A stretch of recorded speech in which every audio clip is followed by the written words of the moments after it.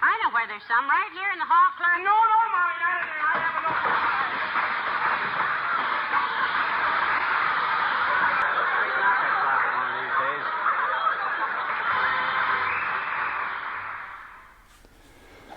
Hi, welcome back to part three, I think, of the twin Cobra work. You might remember last episode I said there's a mystery switch in here, and I pointed at that. It is kind of a mystery switch. I've never seen one before on these turntables, not that I've seen all these turntables, but it came to me as I was looking at it this morning that it was hidden, as it should have been, by this grommet. That's part of the speed change. You're changing the size of the roller, I believe, but you're also switching this mystery switch back and forth. So I suspect it's actually a motor speed switch. That motor's just going to fall out without any help in a minute. So anyway, as you turn it to 78, the switch goes one way. As you go to 33, it goes the other way. So that's what's happening. It's not a mystery at all. It's a thing that's supposed to be there. So this episode, we're going to take the motor out and take a look. Let me turn this over.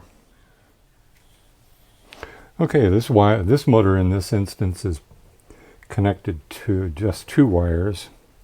One goes over here to this terminal strip where the looks like a mica cap and a resistor are. This wire. The other one goes over here under these tie downs. There are wire tie downs here that I've pried up already, and to the manual off and automatic switch on the top of the turntable. And I just noticed that this one from the motor bridges these two lugs of this switch. And I've already taken reference photos, so I know how to put it back together when I get it put back together. But I can't emphasize that strongly enough. If you're not in the habit of taking reference photos, it's a good habit to have. And save your bacon. Let me see if I can get this unsoldered here.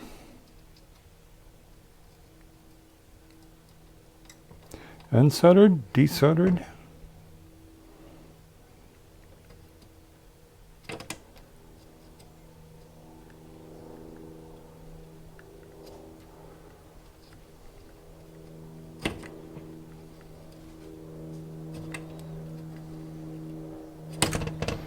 Every time I desolder something, I threaten to get one of those solder-sucking soldering irons. And I look them up and I say, I don't want to spend that much money on a soldering iron. But they sure seem like a good idea. Maybe someday. Maybe not.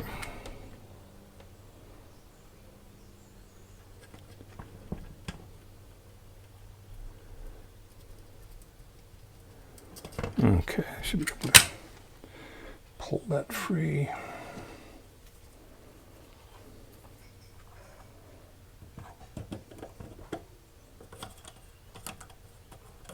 Pardon my hand for being in the way, but it's just where it has to be to do this.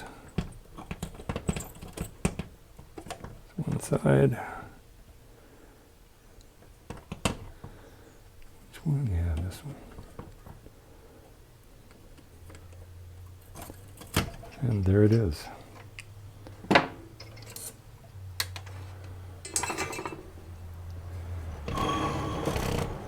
And we'll do the same right there.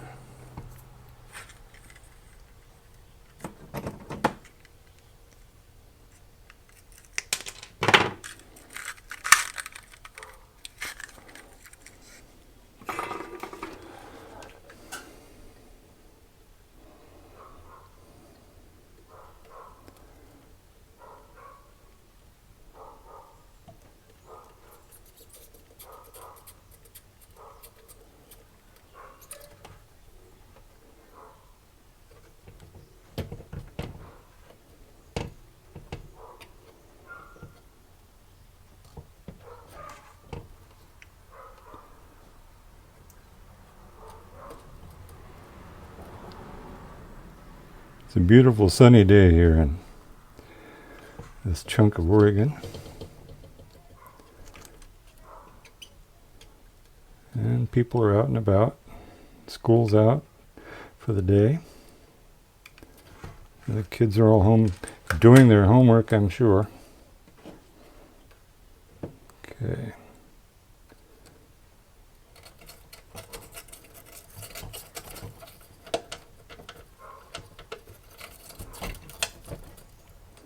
Ah, it's a wraparound job.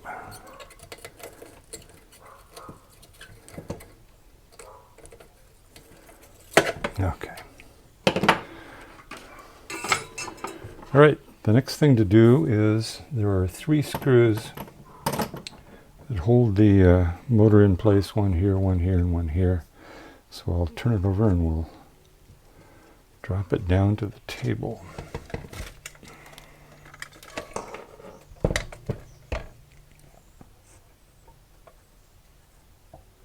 One of them is there, and if you look closely,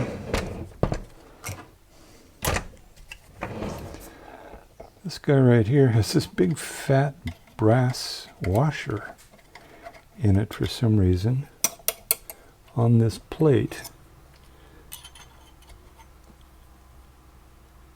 And this plate, this plate is for this control to slide under. So in theory it's under there, so it doesn't come off the switch like it did. So this definitely has been worked on before. I don't think that's a proper proper spacing element right there. All right, let's get it out of there.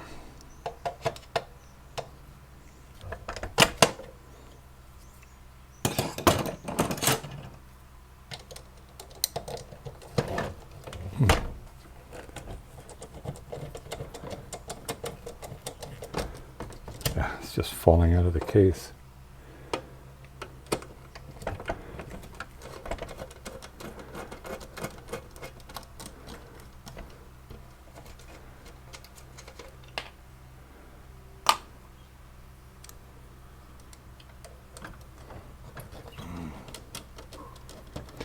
I need to remember that goes there.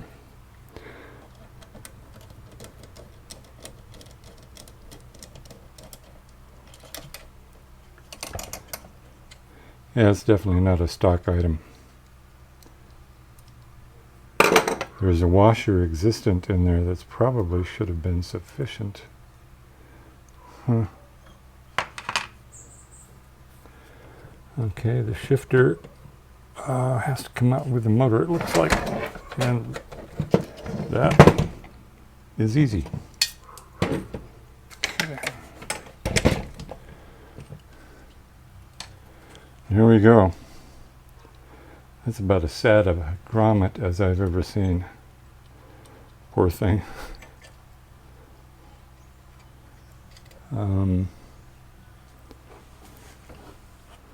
Yeah, here's the one that fell out. Oops, sorry. Here's the one that fell out. Jeez. Aged stuff.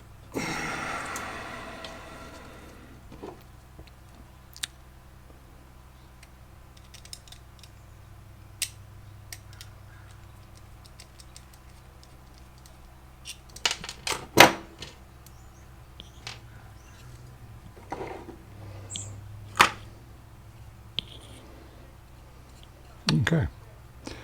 The motor turns pretty freely.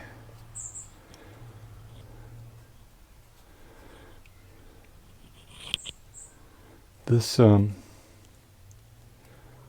belt is still a little bit mystifying. Well, it's not mystifying, it's supposed to turn this thing. But it's mystifying in that I at least need to take it off and clean it up.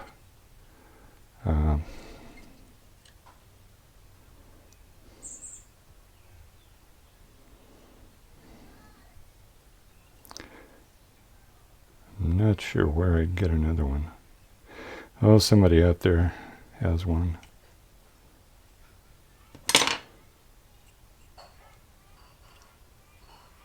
It's not as thin as I thought it was, but it's certainly lost whatever flexibility. It's still a little bit flexible. This is the motor shaft right here.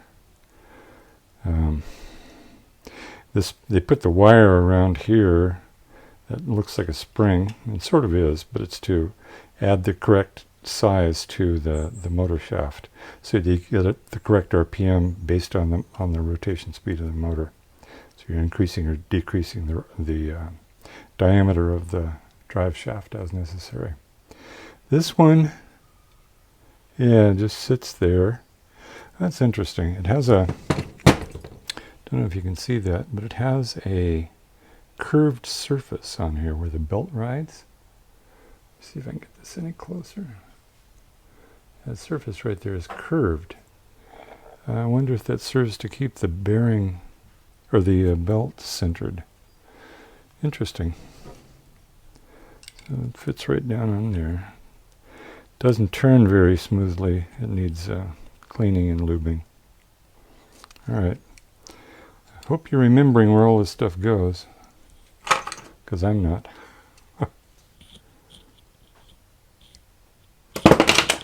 Crash. Okay, here's our speed switch. All this is doing, this part of it, not the electrical part, but this mechanical part, is shifting that brass piece in and out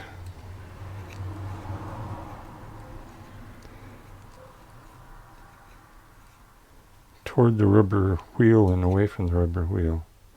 The funny thing is, my eyeball, I have to get the measuring thing out, but my eyeball says that diameter isn't any different or much different than that one. That's odd. Okay. So they're only, if I pull this spring clip here and that one there, and make sure I don't lose this spring right here,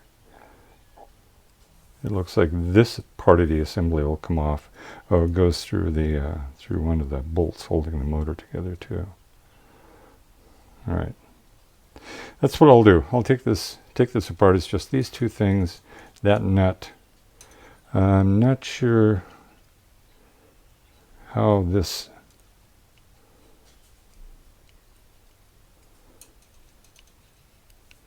is mounted. It looks like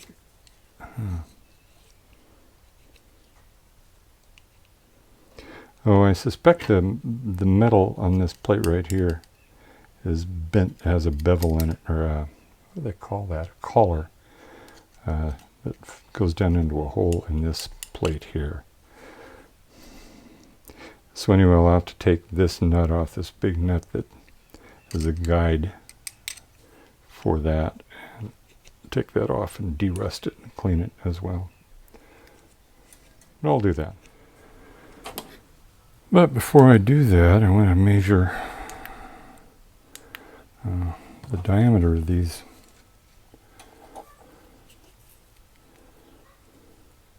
things.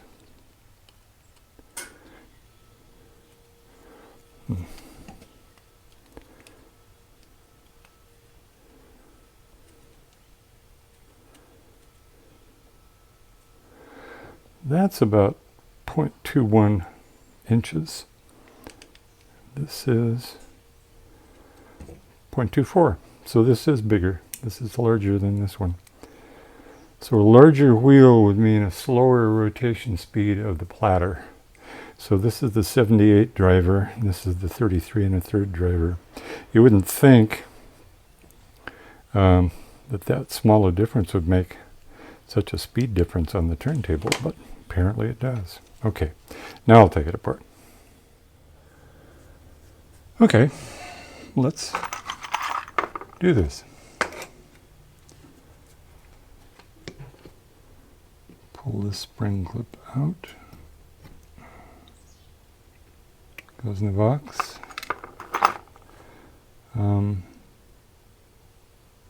It's another one of those little flat washers. fiber of some kind, very flexible. I don't know why it would be there. Don't know what good it's doing, but it was there, so we'll put it back. See if I can get this out without it shooting across the room.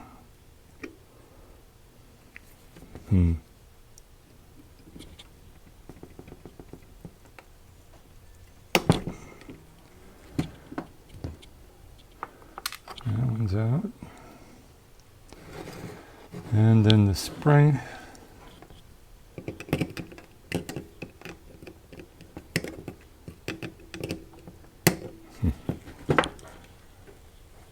Something a bit smaller.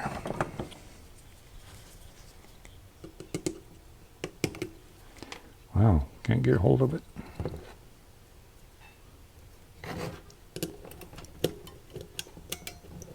There.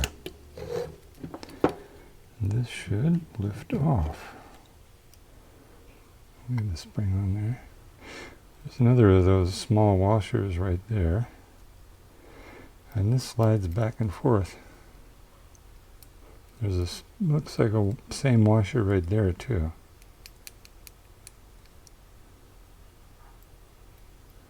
Okay. We'll sort that out when we come to it, putting it back on.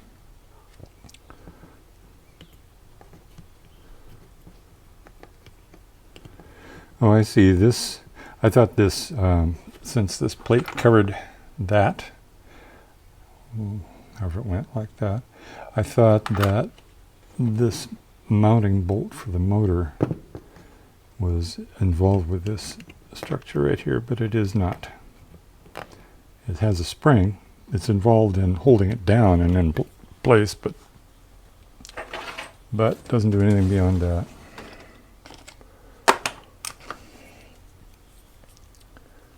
See if we can get that out of there.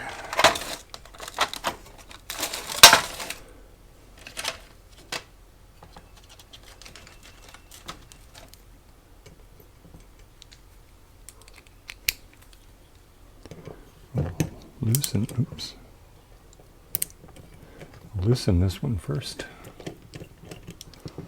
Swing that aside. Or not.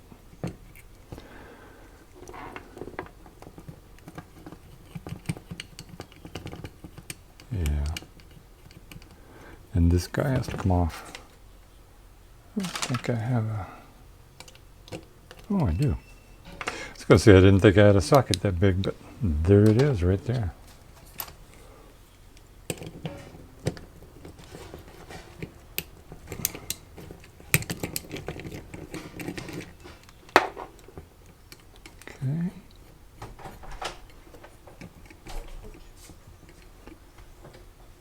Okay.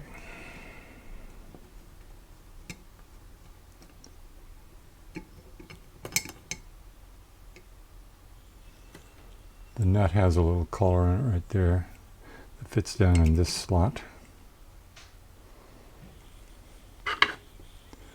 Right here to guide it. A little bit of rust there, but that's not bad. Not bad. So I'm just going to put this nut right back there. Look at the old rubber shavings from the belt and pinch roller, I presume. All right, and I was right. There's a collar on there that fits down in the motor plate. Okay. Take this nut off. Set this retaining spring aside. There. Put the nut in there. Now the motor itself only has these two bolts that go through that hold the bearings in place over the rotor, which is right there. The stator is freestanding. I'll have to take that off anyway, so I'll just do it now. The reason for taking that off is the bolt that holds it up goes through the windings on the motor. So when I take this plate off, it'll have to come off anyway. Now, an interesting thing is the number of washers, and when you do something like this, you have to kind of watch. There are a number of spacers. 1, 2, 3, 4, 5. 1, 2, 3, 4, 5. So there are 5 spacer washers on each side, which maintain the gap right here between the rotor and this plate, and along with the length of this bushing. So I'm pretty sure it's a bushing. Might be a nut. Might be a threaded bushing. We'll see. So I've got to remember there are 5 washers on each side of this, and to not misplace a washer somewhere.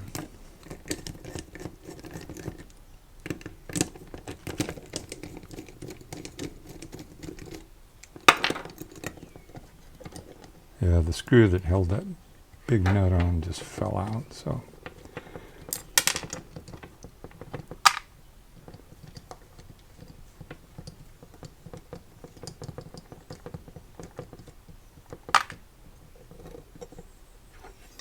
And there we are. It's the backing plate. Nothing special about it. Just needs some cleaning. And here are our 5 washers. Right. What I'll do is take a piece of wire and just tie those together so they don't go astray.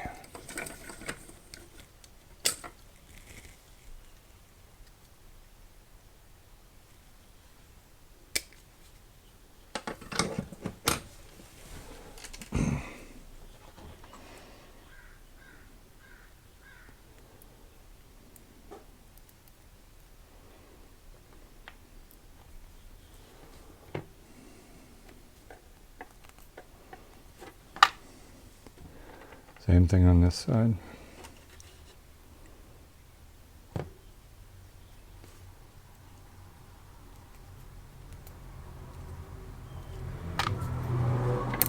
Okay. Now what we have is more stuff falling out. This is the offset for the large washer. Goes like that. Nothing else fell out. So we'll dig the large washer out of here, or large nut rather, and put it back on this screw for safekeeping. Okay. All right. Whenever you see this, these are really simple AC motors, and this big heavy copper wire right here is the clue that these, or I should say, are clues that it's a standard shaded pole AC motor. Not a lot of torque, but when it runs well for a very long time, like this one does. Has been. This is a coating. There is an asphalt. This came from the factory with an asphalt bandage wrapped around it. And whoever worked on it before has sealed it up in clay or something like that. It's cracking a bit around the edges, but I think I'm not going to worry about it. I'm just not going to sniff it. Okay, so what we're going to do now is there are no bearings in here. These are bronze bushings. Oh, there are 2 more. I wonder why that is. Right there, this side has 1 washer, small washer. This side has 1 small washer and 2 large ones. I wonder if it was binding. It might have been binding, and that might be... No, that doesn't make any sense. Doesn't make any sense because what keeps it from binding is this bearing holder sits right flush against this piece, as does this side. So those washers only shorten this bolt. And I don't see why that would be an issue, except the fact that it's a replacement bolt. I believe the originals were black like that, perhaps anodized. This one is not. This is a replacement bolt. So this motor might have come out of something else at one point. But again, I still don't know the value of having those washers unless this bolt end was rubbing on something.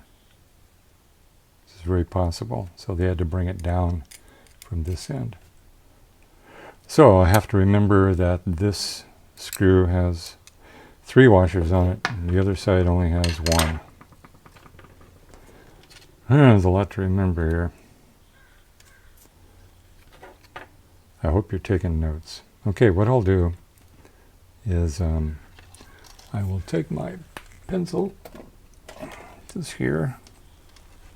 I don't know if it really matters. I've never understood whether it really matters, but I like to put the bushings back the way they came out. So I'll put a pencil mark there and a pencil mark there.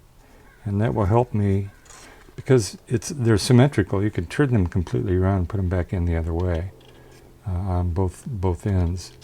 But like I said, I don't know if it makes any difference, but I like to do it that way.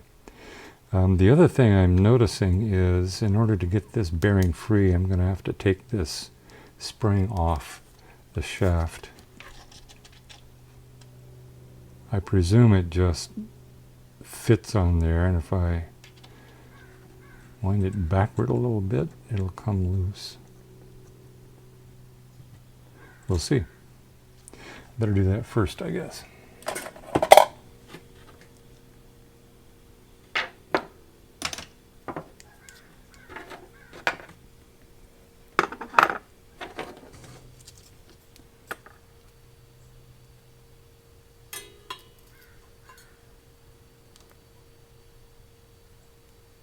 Yeah, there's the end of the spring. I'm sure you can't see that. I can barely see it.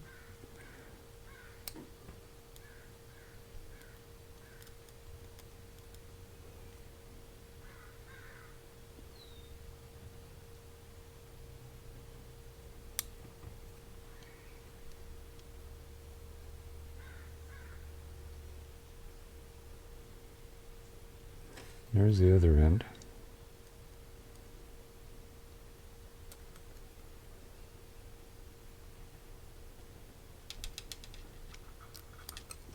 Ah, there it comes. So what I'm doing is pushing on this end of the spring, and it's causing the spring to uncoil off the shaft. Now, the other thing I have to remember when I put this back on is that it needs to go on the way it came off. And I need to not bend that like I just did. Rats.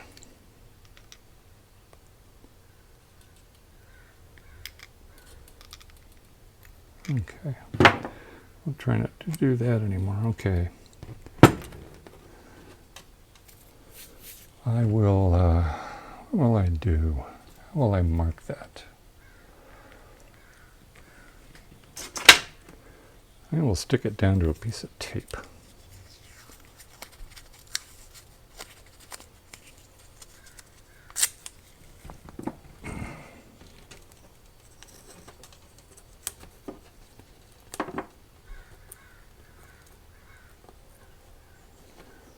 And set it aside and try my best to remember that the tape side goes onto the shaft.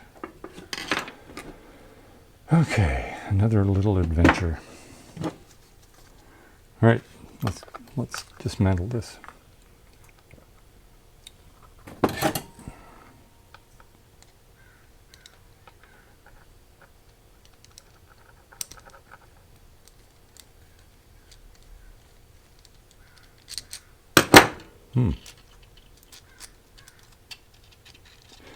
Oh, didn't realize that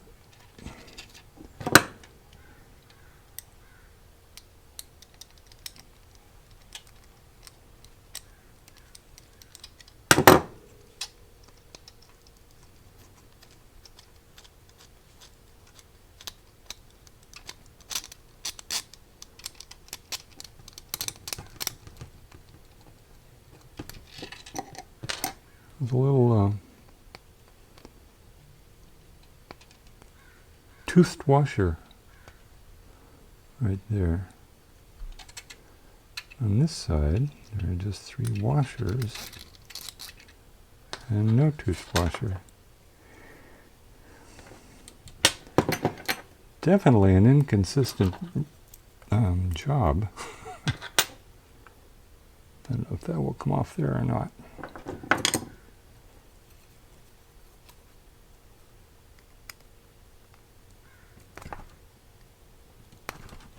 Well, for the moment we'll have to trust it to not just fall off. Okay, this is ready to come apart.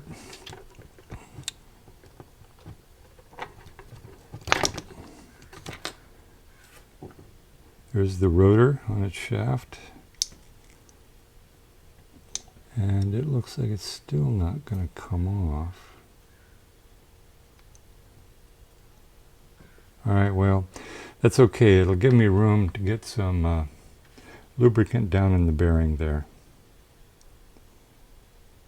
Which is okay. The rotor looks fine and clean. It doesn't look like it's been clattering around in the cage. So that's good. Bearing on this side just slips right off. These might be, I'm not sure, they might be sintered bronze. Sintered bronze is bronze that has little tiny, it's not solid metal, it has, the bronze has little tiny gaps or pores in it, and they absorb oil. So what I think I'll do at this point is drop a fair amount of my clockmaker's oil in there and just leave it overnight and come back tomorrow and finish it up. I'll do that on both sides. Yeah. All right. That's what I'll do.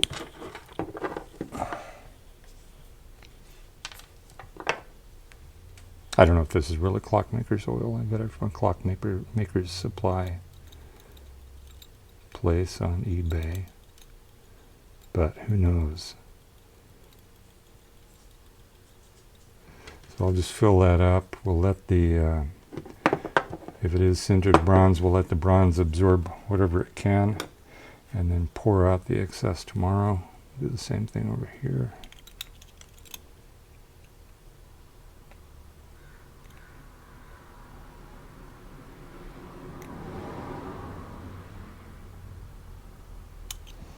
Okay.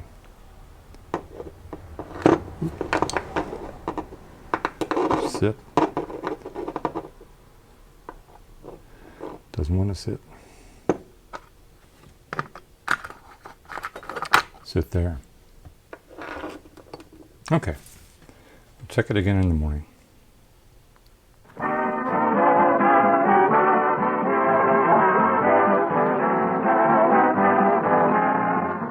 The makers of Johnson's Wax.